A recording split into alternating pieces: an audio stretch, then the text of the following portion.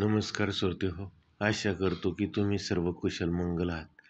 आज आपण ऐकणार आहोत पौष महिन्यातील अष्टक श्राद्धाबाबतची माहिती. 22 जानेवारी 25 रोजी अष्टक श्राद्ध असून अष्टक श्राद्ध हा हिंदू धर्मातील एक विशेष धार्मिक विधी आहे, जो आपल्या पूर्वजांच्या आत्म्यास श्रद्धांजली वाहण्यासाठी केला जातो. अष्टक श्राद्ध पौष, माघ आणि फाल्गुन महिन्यात येणाऱ्या कृष्ण पक्षातील अष्टमीच्या दिवशी केला जातो. हा विधी विशेषतः कडाक्याच्या थंडीत पार पडतो, ज्यामुळे त्याला थंडीतील श्राद्ध असेही म्हणतात. अष्टक श्राद्धाचे मुख्य उद्दिष्ट आपल्या पितरांचे स्मरण करणे, त्यांचे आशीर्वाद मिळवणे आणि त्यांच्या आत्म्याला शांती प्राप्त करून देणे आहे. पितरांसाठी भोजन, तर्पण व दान करण्याची प्रथा आहे. यामध्ये धर्म, कर्तव्य आणि नातेसंबंध यांना विशेष महत्त्व असते. या दिवशी घर स्वच्छ करून पवित्र केले जाते. विधी करण्यासाठी कुश, तांदूळ, तीळ, पाण्याचा कलश आणि शुद्ध तूप याचा वापर केला जातो. श्राद्ध पवित्र वेदी तयार करून त्यावर पूर्वजांचे स्मरण केले जाते. तर्पण विधीमध्ये पाणी, दूध आणि तीळ मिसळून पितरांचे अर्पण केले जाते. नंतर पिंडदान केला जातो, ज्यामध्ये तांदळाच्या पिंडांना गायीचे दूध व तूप व तीळ मिसळून पितरांना अर्पण केले जाते. ब्राह्मणांना भोजन दिले जाते व दान करण्यात येते. गरजवंतांना अन्न व कपडे दान केल्याचे पुण्य मिळते असे मानले जाते. अष्टक श्राद्ध केल्याने पितरांचे आशीर्वाद मिळतात. यामुळे घरात समृद्धी, सुख, शांती व आरोग्य नांदते असे मानले जाते.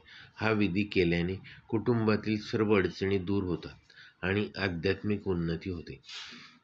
या दिवशी माघ महिन्यातील कृष्ण पक्षातील अष्टमी असून अष्टक श्राद्ध करण्यासाठी अत्यंत शुभ दिवस आहे.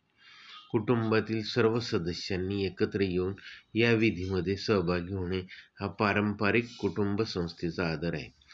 अष्टक श्राद्ध हा केवळ विधी नसून आपल्या पूर्वजांसोबतच्या नात्याची आठवण करून देणारा दिवस आहे. यामुळे नवीन पिढ्यांना आपल्या संस्कृतीचा व परंपरेचा सन्मान करण्याचे महत्त्व समजते. अष्टक श्राद्धाशी संबंधित कथा आपल्या पौराणिक धर्मग्रंथांमध्ये आढळते. या कथेमध्ये राजा अमरीश यांची कथा विशेष महत्त्वाची मानली जाते. पुराणकाळी राजा अमरीश हे खूप धर्मपरायण, प्रजाहितदक्ष आणि दानशूर राजा होते. त्यांनी आपल्या राज्यातील पितृ कार्यासाठी मोठ्या उत्साहाने अष्टक श्राद्ध करण्याचा निर्णय घेतला. पितरांना शांती मिळावी आणि राज्यात सुख समृद्धी नांदावी म्हणून त्यांनी योग्य पद्धतीचे विधी सुरू केला. राजा अमरीशांनी संपूर्ण विधी धर्मपूर्वक पार पाडला, परंतु एका समस्या उद्भवली. श्राद्धाच्या वेळी भोजनासाठी बोलवले ऋषी व ब्राह्मण वेळेत येऊ शकले नाहीत. राजा अस्वस्थ झाले, कारण अन्न व दान योग्य वेळी दिले नाही तर त्याचा दोष पितरांना होऊ शकतो असे मानले जाते. त्यामुळे त्यांनी देवतांना प्रार्थना केली आणि आपल्या भक्तिभावाने पितरांची समजूत घातली. राजाच्या सत्यनिष्ठेने आणि निस्वार्थ वृत्तीने पितर संतुष्ट झाले व त्यांनी आशीर्वाद दिले की जो कोणी अष्टक श्राद्ध विधी योग्य प्रकारे पार पाडेल त्याच्या घरात सुख समृद्धी येईल, तसेच त्यांच्या वंशजांवर पितरांचे आशीर्वाद सदैव राहतील. ही कथा आपल्याला सांगते की पितरांचे स्मरण व श्राद्ध करणे हे आपल्या कर्तव्याचे प्रतीक आहे. केवळ विधी करूनच नव्हे तर त्यामागील श्राद्ध, भक्ती व निस्वार्थ सेवा भाव ठेवणे महत्त्वाचे आहे. अष्टका श्राद्ध केल्याने पितर तृप्त होतात, त्यामुळे घरात आनंद, शांती व समृद्धी येते.